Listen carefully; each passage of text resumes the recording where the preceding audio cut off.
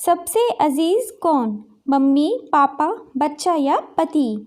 एक कॉलेज में happy married life के ऊपर वर्कशॉप हो रही थी, जिसमें कुछ शादीशुदा कपल्स भी हिस्सा ले रहे थे।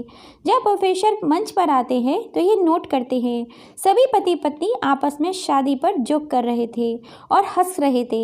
ये देखकर प्रोफेसर कहते हैं, चलो पहले एक गेम खेलते हैं, इसके बाद हम अपने विषय पर बात करेंगे। सभी खुश हो गए और पूछा, कौन सा गेम? प्रोफेसर ने एक मैरिड लड़की को खड़ा किया और कहा, तुम ब्लैक बोर्ड पे तुम्हें जो सबसे अजीज़ और तुम्हारे सबसे नज़दीक हों ऐसे कुछ लोगों के 25-30 नाम लिखो। लड़की ने पहले तो अपने परिवार के लोगों के नाम लिखे, फिर अपने संबंधी, दोस्तों और पड़ोसियों और सहकर्मियों के नाम भी लिख दिए। अब प्रोफेसर ने उसमें से कोई भी कम पसंद हो ऐसे 5 नाम मिटाने को कहा। लड़की ने अपने सहकर्मियों के नाम को मिटा दिया। फिर प्रोफेसर ने 5 नाम और मिटाने को कहा। लड़की ने थोड़ा सोचा और अपने पड़ोसियों के नाम को मिटा दिया। अब प्रोफेसर ने 10 नाम मिटाने को कहा। लड़की ने अपने सगे संबंधी और दोस्तों के नाम को भी मिटा दिया। अब बोर्ड पर सिर्फ 4 नाम बचे थे, जो उसके मम्मी, पापा, पति और बच्चों के नाम थे। अब प्रोफेसर ने कहा, इसमें से 2 नाम को और मिटा दो। लड़की असमंजस में पड़ गई और बहुत सोचने के बाद दुखी होते हुए उसने अपने मम्मी पापा का नाम मिटा दिया। सभी लोग शांत थे, क्योंकि वो जानते थे कि ये गेम सिर्फ वो लड़की नहीं खेल रही है। उनके दिमागों में भी यही सब सिर्फ 2 ही नाम बचे थे, पति और बेटे का। प्रोफेसर ने कहा, और एक नाम मिटा दो। लड़की अब सहमी सी रह गई। बहुत सोचने के बाद रोते हुए उसने अपने बेटे का नाम मिटा दिया।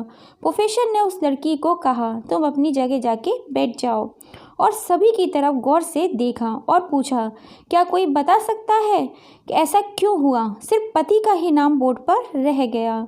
कोई जवाब नहीं दे पाया। सभी मुंह लटका कर बैठे थे।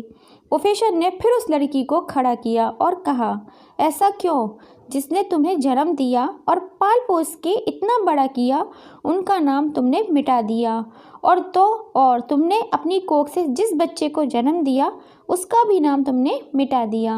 तो लड़की ने मुस्कुराते हुए जवाब दिया, अब मम्मी पापा बूढ़े हो चुके हैं और कुछ सालों के बाद वो मुझे छोड़कर इस दुनिया को छोड़कर चले जाएंगे, और मेरा बेटा जब बड़ा हो जाएगा तो ज़रूरी नहीं है कि वो शादी के बाद मेरे साथ रहे, पर मेरे पति जब तक मेरी जान में जान है तब तक मेरा आधा शरीर बनके मेरा साथ निभाएंगे।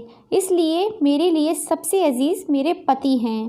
प्रोफेसर और बाकी स्टूडेंट ने तालियों की गूंज से लड़की को सलामी दी।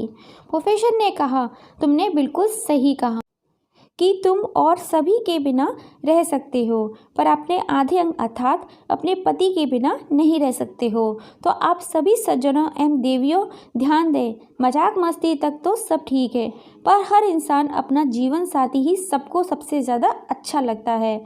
यह बात कभी मत भूलना। कहानी आपको कैसी लगी प्लीज़ कमेंट करके ज़रूर बताना। कहानी सुनने के लिए आप सभी का दिल से